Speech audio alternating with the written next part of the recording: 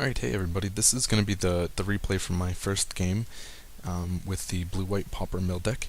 Now, I kept a really weird hand here. As you can see, there's only one land, and it's even worse, it's Evolving Wilds. So that means I won't actually be able to have an untapped land until turn 2 with this opener.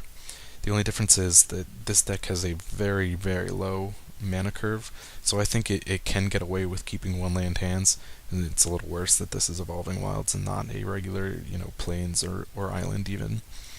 The other benefit is I am on the draw, so I'm hoping that I can top deck that one untapped land, which I do. Get out my turn 1 Shriekhorn as expected, and I can start taking cards off the top of my opponent's deck right away. You can see, wait until the end step to use it. Turn 2, I throw out the second Shriekhorn and have a great opportunity to crack the Evolving Wilds. There's not really a 2 cost. What I'm going to do is hold on to these Glint Hawks, and you want to make sure you hold on to those until the last possible second. You want to wait till all the counters are off your Shriekhorn, and this, it maximizes this deck. It's not, some people may be tempted to throw it out right away, but this is not really an aggro deck. You don't need the creatures to beat down your opponent. If it happens, that's great, but you really want them there for the synergy. Okay, so my opponent's not going to do much. He's playing mono black control, which I'm not worried about. I actually ran into it several times during testing.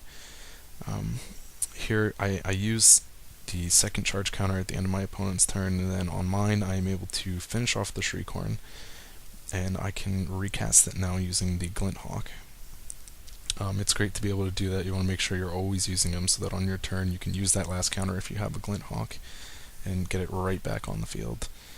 Now my opponent's he goes through and he casts, it takes him 2 spells for the cost of 1, which, I'm more than happy to do that exchange to kill off my cute little Glint Hawk. But you see, I always talk about waiting till the end of your opponent's step to be able to mill cards, and the reason for that is stuff like this, Lose Hope. He has Scry 2 on this, which means that he would be able to manipulate his deck.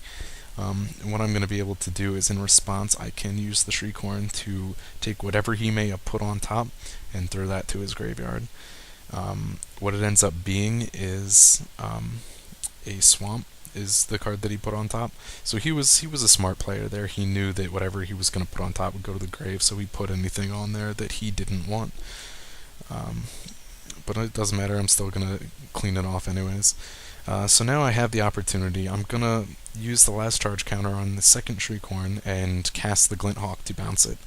Now here you have, quite the choice. You could easily recast the Shriekhorn, so you can get it back on the field and using it as soon as possible. But what I decided to do is to throw out the Silclaw. Now you may think that's a little crazy. You throw it out now and he's not going to be able to have the Metalcraft. But if you cast the Shriekhorn, you have 1 open mana and nothing to do. By casting the Silclaw, he can't attack this turn anyways. So I throw him out there, and I'm going to be able to have that Metalcraft on my next turn when he can finally attack. Well, I get the artifact land to do it, but I can recast the Shriekhorn, and now I have the 3 artifacts needed for Metalcraft, so that my Silclaw can go through and start his own milling. Yeah, that's true. There's the Tendrils, but I do have the 2 Stoics, which I will use to save him. I really don't care so much about the life gain. I do really care about the added decking ability. If it was cast towards the Glint Hawk, I probably wouldn't have countered it and tried instead to just protect these counters. As you can see, the Shriekhorn is down to 1 charge counter, this one over here. So what I'm going to do is not use that one. I want to keep that counter on there in case I draw into Steady Progress. That will give me the ability to add counters to it. I'll save it till the very last minute instead and use it to peel off the final 2 cards, something like that. Now I'm drawing into Trinket Mages. I could leave mana open for another counter spell, but I decided instead that it's more beneficial to bring out another Shriekhorn.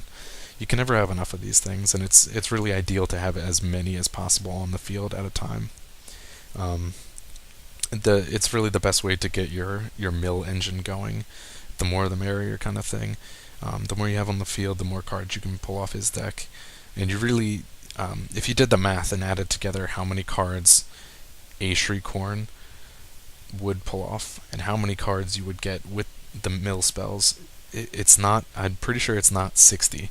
So in order to achieve that 60, you need to be able to bounce them, reuse them, etc. And really needs to have all the pieces to get it going. If you're just getting the one, you're not using the ideal amount of discard from it. I'm going to cast the other Trinket Mage now and grab the 4th Shriekhorn, but my opponent decides that he's had enough and he's conceded. You can see I got him down to 21 cards in his deck, and that was pretty good. I know I can run into trouble. You can see he's got the Corrupts and he's got the Consume Spirits as well, and he would have been able to burn me down if he had enough land. I would have been able to, once I put out that Shriekhorn, I have open 2, 4, 6, 8 coming off the top. Plus he's going to end up in draws. I did, as you see, again leave the 1 charge counter with these, but it was a pretty successful start, especially with a 1 land hand. Hopefully the others work as well.